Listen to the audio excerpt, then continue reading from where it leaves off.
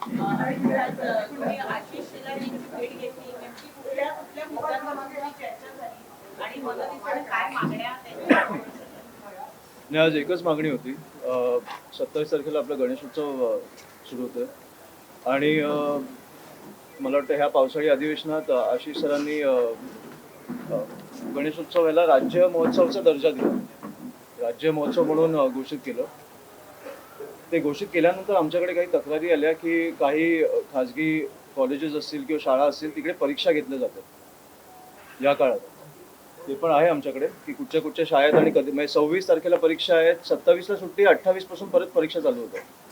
तर माझं म्हणणं आहे की हां, हे मी तुम्हाला देतो नंतर.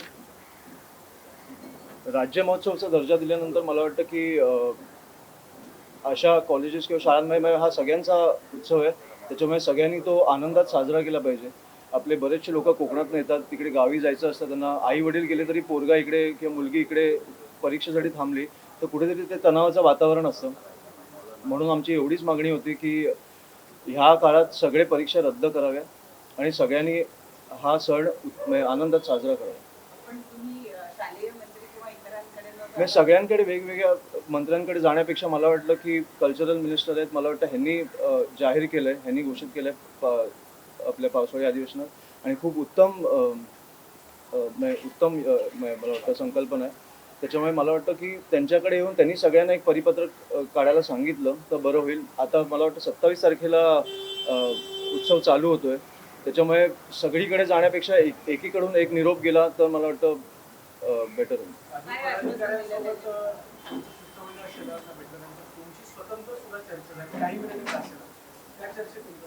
नाही, आम्ही बाहेर खूप जुने संबंध आहेत, त्याच्यामुळे आम्ही खाजगी बोललो, असं काय राजकीय काही बोललो नाही.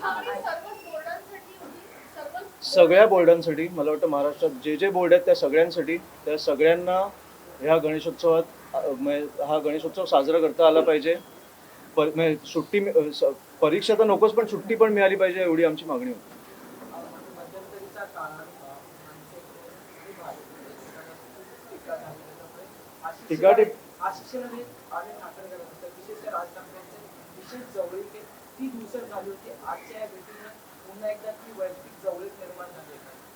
नाही, असं मला वाटत नाही कधी असं ते दुरावले होते. मला वाटतं ते साहेब आणि आशिष शेलार सर खूप जुने मित्र आहेत, त्याच्यामुळे ज्या टीका होतात त्या मला वाटतं राजकीय होतात, कधी असं वैयक्तिक टीका होत नाही आणि राजकीय टीका असल्याच पाहिजेत.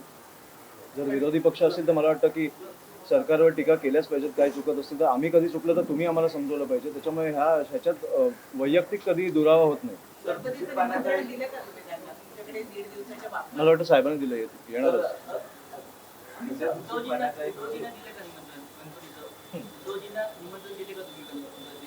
सरप्राईज आहे, सरप्राईज.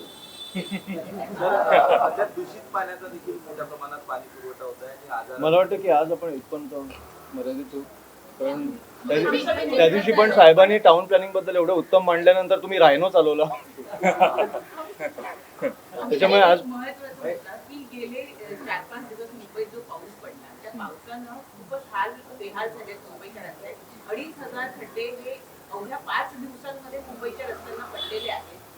पालकमंत्री सुद्धा आहेत. मी अनेक वर्ष बोलतोय, ह्याच्यासाठी एकच उत्तर आहे, ते म्हणजे राज ठाकरे. सरकार आले गेले किती किती वर्ष बघतोय आपण, पहिल्यांदा नाही साचलंय पाणी. एकच उत्तर आहे, एकदा संधी द्या. नाशिकमध्ये दिली, तुम्हाला कळलं काय झालं. त्याच्यामुळे हे